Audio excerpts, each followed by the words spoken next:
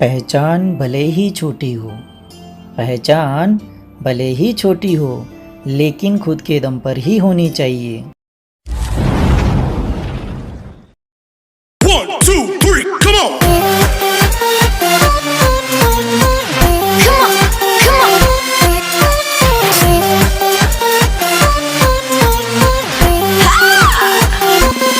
जय हिंद दोस्तों, Indian commerce academy में आपका स्वागत है और मैं हूं मुकेश, जहां आपको मिलेंगे टॉपिक वाइज वीडियो।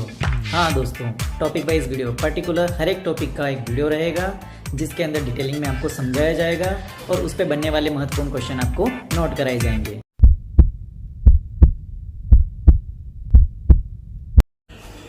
तो चलिए दोस्तों, शुरू करते हैं चैप्टर नंबर 1, साझेदारी का सामान्य परिचय, जनरल इंट्रोडक्शन ऑफ पार्टनरशिप, यानी जिसको बेसिक कंसेप्ट ऑफ पार्टनरशिप के नाम से भी जानते हैं।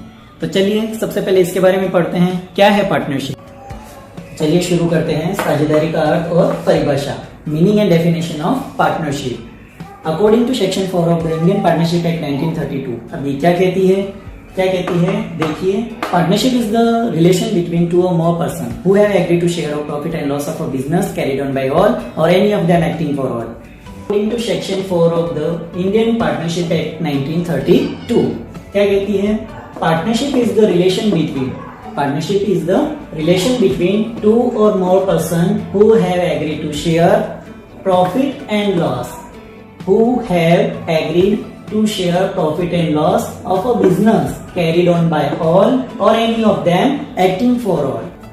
भारतीय साझेदारी अधिनियम 1932 की धारा 4 के अनुसार साझेदारी दो या दो से अधिक व्यक्तियों के मध्य पारस्परिक संबंध से हैं जो किसी ऐसे व्यवसाय के लाभों या हानियों को बांटने के लिए सहमत हुए हैं जिसका संचालन उन सभी के द्वारा या उन सभी की ओर से किसी एक के द्वारा किया जाता है।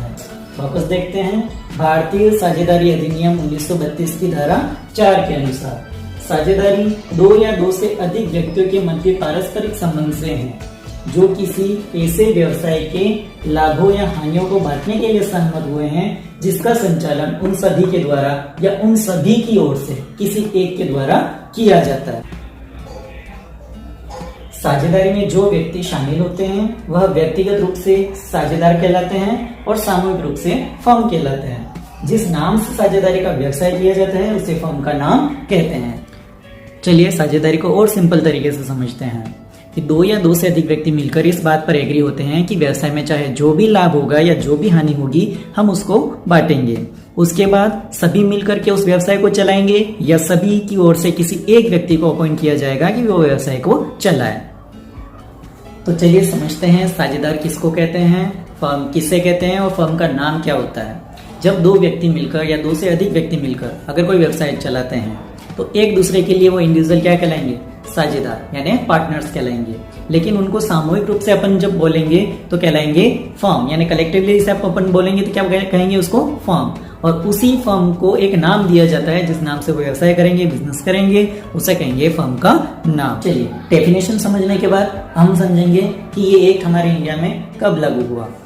देखिए, Indian partnership act 1932 which came into force on 1 October 1932, it's extend to the all of India except for Jammu and Kashmir. यानी भारतीय साझेदारी अधिनियम 1932 संपूर्ण भारत में जम्मू और कश्मीर को छोड़कर 1/10/1932 से लागू हुआ।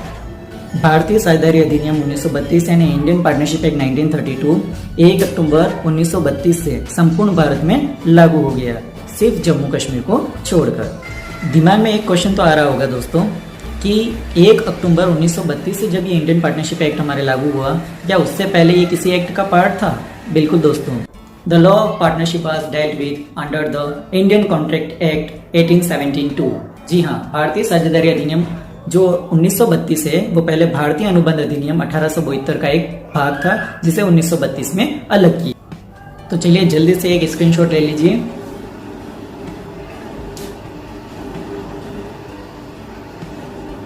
अब चलते हैं इंपॉर्टेंट क्वेश्चन की ओर कि इस डेफिनेशन के अंदर से इंपॉर्टेंट क्वेश्चन कौन कौन से बनते हैं। तो आज के टॉपिक में से इंपॉर्टेंट क्वेश्चन कितने हैं वो नोट कर लेते हैं। क्वेश्चन सबसे फर्स्ट, साझेदारी का अर्थ और परिभाषा यानी meaning and definition of partnership, जो आपके सामने लिखी हुई है पूरी यहाँ से यहाँ तक। फिर उसके बाद इंपॉर्टेंट क्वेश्चन बनता है, इस साझेदार किसको बोलते हैं, फर्म किसे कहते हैं और फर्म का नाम किसे कहते हैं। ठीक है, उसके बाद इंपॉर्टेंट क्वेश्चन बनता है कि यह एक्ट कब से लागू हुआ। जो डेट दे रखी है 1/10/1932, जहां अंडरलाइन कर रखा है हमने। फिर नेक्स्ट क्वेश्चन एक और इंपॉर्टेंट बनता है कि ये एक्ट पहले किस एक्ट का पार्ट था, यानी कि एक क्वेश्चन यहाँ से बनता है। तो टोटल इस तरह से 6 क्वेश्चन बनते हैं जो आपको नोट कर लेने चाहिए। तो दोस्तों, आपको हमारा ये वीडियो कैसा लगा आप हमें ज़रूर बताइए। आप हमारे इस वीडियो को लाइक कीजिए, शेयर कीजिए और चैनल को सब्सक्राइब कीजिए। Thank you.